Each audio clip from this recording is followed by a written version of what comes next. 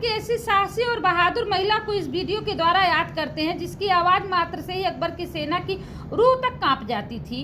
चलिए जानते हैं आखिर इतनी बहादुर वीर योद्धा महिला कौन थी और जो इतने बड़े विशाल सैनिक को देखकर भी परास्त करने की साहस रखती थी।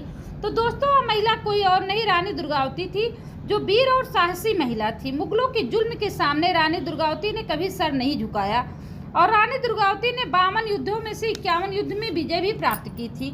इसलिए हिंदुस्तान के इतिहास में सबसे पहले किसी महिला की वीरता की गाथा का जिक्र अगर होता है तो सबसे पहले वीरांगना रानी दुर्गावती का नाम आता है, जो अपने राज की रक्षा करने के लिए मुगलों से युद्ध करते करते वीरगति को प्राप्त हो गई थी। रानी दुर्गावती अपने पति की मृत्यु के बाद न केवल राज्य संभाला बल्कि राज्य की रक्षा के लिए कई लड़ाइयां भी लड़ी थी।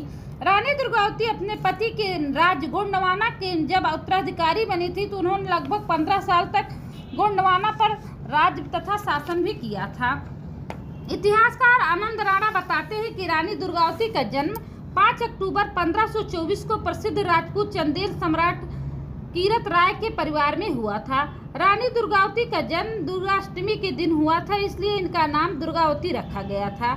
इनके नाम की तरह इनका तेज भी था। इनका साहस, शौर्य और सुंदरता चारों तरफ फैली थी। इनका जन्म चंदेल राजवंश के कलिंजर किले के, जो कि वर्तमान में उत्तर प्रदेश के वादा जिले में स्थित है। इनके पिता चंदेल वंश के सबसे बड़े शासक थे। रानी दुर्गावती शुरुआत से ही पिता के काम में मदद करने लगी थी। रानी दुर्गावती को बचपन से तीरंदाजी और तलवारबाजी का बहुत ज्यादा शौक था। रानी दुर्गावती इनकी रुचि विशेष रूप से शेर और चीते का शिकार करने में भी था। बंदूक का अच्छा खासा अभ्यास करना भी इन्हें आता था। इन्हें वीरतापूर्ण साहस से भरे कहानी पढ़ने और सुनने का भी शौक था। रानी बचपन से ही घुड़सवारी भी सीख रखी थी।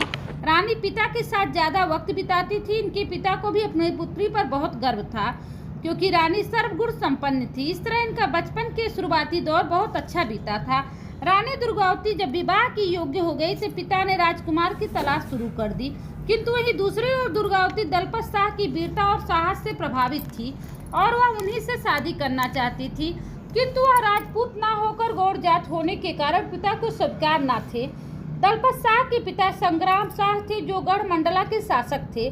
संग्राम शाह भी रानी दुर्गावती को अपनी बहू बनाना चाहते थे, इसलिए वह कलिंजर में युद्ध करके दुर्गावती के पिता को हरा दिया और सन 1542 ईस्वी में कीरत राय ने अपनी पुत्री का विवाह दलपत शाह से करा दिया।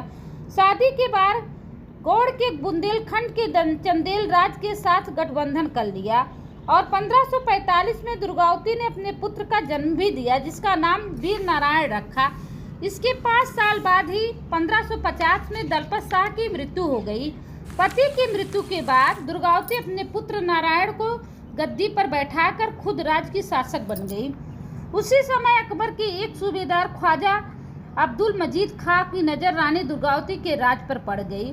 उस समय रानी दुर्गावती का राज्य रीवा और मालवा के सीमा को छूने लगा था। असफ खां ने अकबर को रानी दुर्गावती के खिलाफ बहुत उकसाया।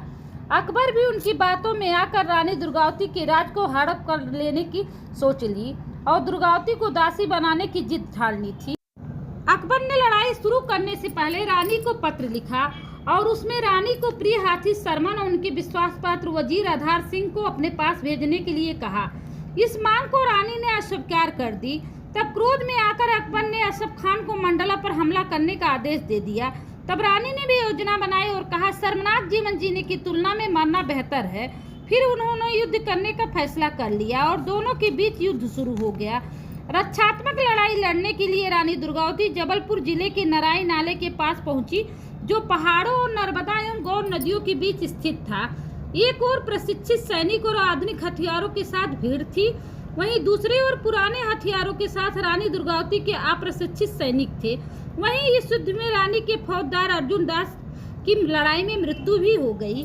तब रानी ने सेना की रक्षा के लिए खुद का नेतृत्व करने का फैसला कर लिया। जब दुश्मनों ने घाटी में प्रवेश किया तब रानी के सैनिकों ने उन पर हमला कर दिया। दोनों तरफ के बहुत से सैनिक मारे गए और रानी दुर्गावती लड़ाई में विजयी हुई। किंतु 2 साल बाद सन 1564 में असफ खान फिर रानी दुर्गावती के राज पर हमला कर दिया। इस युद्ध में रानी दुर्गावती के साथ उनके पुत्र नारायण भी हाथी सरमन पर सवार होकर युद्ध के लिए पहुंचे। लड़ाई में नारायण गंभीर रूप से घायल हो गए। तब भी रानी विचलित नहीं हुई और पुत्र को सुरक्षित जगह पर भेजकर फिर से युद्ध करने लगी। इस युद्ध में करते करते रानी बुरी तरह घायल हो गई। तब 24 जून 1566 को लड़ाई के दौरान एक तीर कान के पास से होता हुआ निकला और तीर गर्दन में छेद कर दिया और वह होश खोने लगी। उस समय उन्हें लगने लगा अब युद्ध नहीं जीता जा सकता। तब रानी की एक सलाहकार ने युद्ध छोड़कर सुरक्षित जगह पर चलने के लिए बोला, किंतु रानी ने जाने से मना कर दिया और उन्होंने कहा, दुश्मनों के हाथों मरने से अच्छा है कि अपने आप को ही समाप्त कर लो। रानी ने अपने सैनिक से कहा, तुम हमें मार दो, किंतु वह सैनिक तैयार नहीं हुआ रानी को मारने के लिए। तब रानी ने अपनी ही तलवार को अपने सीने में मार ली और रानी की मृत्यु हो गई। इस तरह रानी मुगलों की ताकत को जानते हुए भी युद्ध करने में पीछे नहीं हटी, अंतिम सांस तक लड़ती रही। रानी का गंभीर वर्तमान मांडला और जबलपुर के बीच स्थित बरेला में इनकी समाधि बनाई गई, जहां लोग दर्शन के लिए जाते हैं। आज की वीडियो में बस इतना ही। Thanks for watching.